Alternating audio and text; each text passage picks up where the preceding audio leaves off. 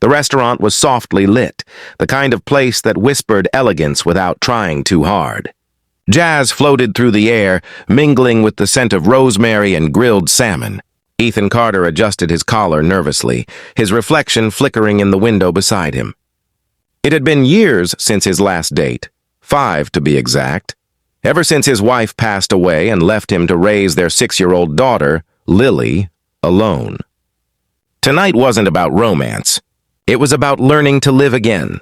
His friend had convinced him to try a blind date, assuring him that the woman, kind, thoughtful, and patient, might just help him rediscover life beyond work and parenting. He checked his watch again. 7:02 p.m. His date was late. Or maybe he was early. He'd been sitting for 15 minutes, scanning every woman who walked through the door. His palms were sweaty, heart thumping like he was back in high school. He wasn't even sure he remembered how to have a normal conversation with an adult woman. Then, out of the corner of his eye, he noticed her. A young woman being guided into the restaurant in a wheelchair. Her hair was the color of autumn sunlight, her skin pale but radiant. The hostess helped her settle at a corner table, and she thanked her softly, her voice calm and graceful. There was something about her, a quiet dignity that made the world seem to slow around her. Ethan glanced again at the name on his reservation. Table for 2, under Ethan Carter. He looked back at the woman sitting alone, checking her phone. Maybe that was her. Maybe his blind date just hadn't mentioned everything. Taking a breath, he stood up, wiped his hands on his pants, and walked over. "Hi," he said awkwardly, forcing a smile. "You must be Emma." She blinked, then smiled politely. "I think you might be at the wrong table."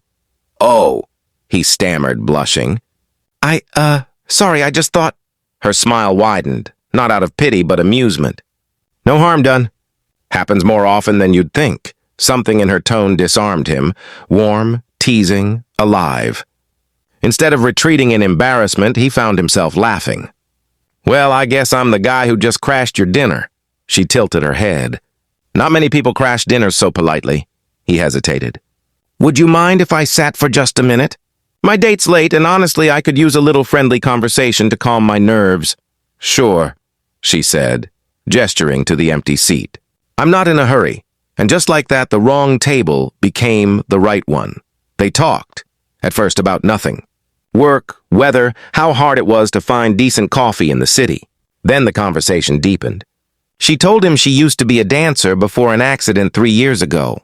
"Now," she said with a soft smile, "I dance in my mind."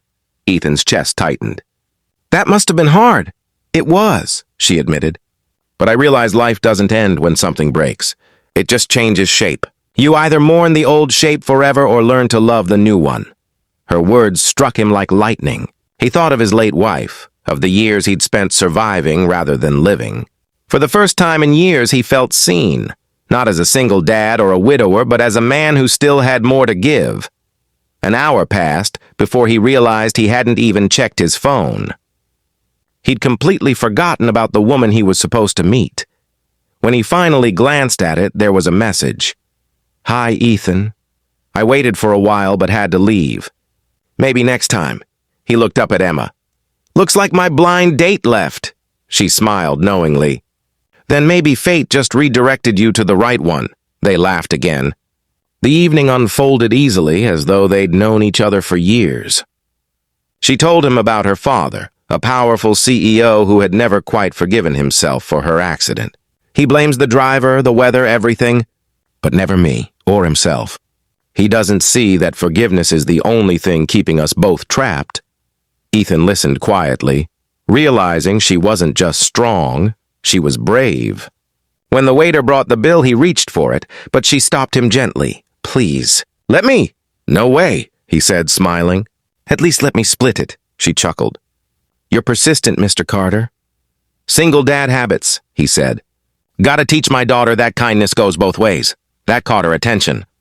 "You have a daughter?" "Yeah, Lily, 6 years old. Smart as a whip, stubborn as me. She's the reason I'm here, actually. She told me, 'Daddy, you need a new smile.'" Emma's eyes softened. "Sounds like she inherited her father's heart." When they finally said goodbye, Ethan walked her out to her car. The driver who helped her looked vaguely familiar.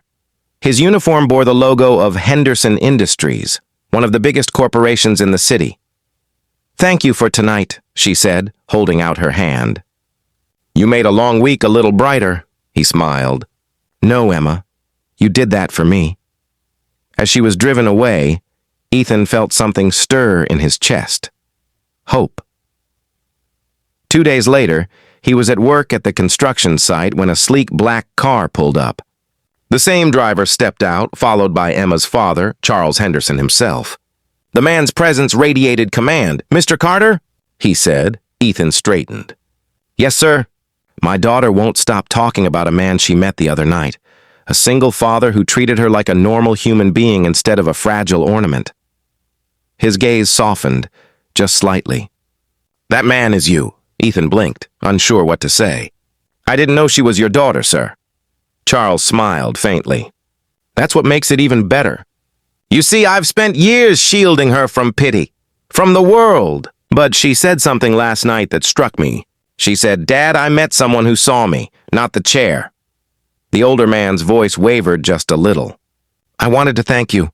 Ethan swallowed hard. "You don't need to thank me. She's incredible." Charles nodded slowly. "Yes, she is. And she could use more people like you in her life." We both could. A week later, Emma and Lily met at a park. Within minutes, Lily was showing her how to make dandelion crowns while Emma laughed like she hadn't in years. The sight made Ethan's throat tighten. As the sun dipped low, Emma looked at him and said quietly, "You know, maybe sitting at the wrong table wasn't wrong after all." He smiled, watching his daughter place a flower crown on Emma's head. "No, it was the best mistake I ever made." Months passed, and what began as a chance meeting became something deeper, built not on sympathy, but understanding. Emma found joy again, and Ethan found love where he least expected it. Together they built a family not defined by perfection, but by grace, a reminder that the most beautiful things in life often come from what seems like a misstep. And sometimes, all it takes to change two broken lives is sitting at the wrong table.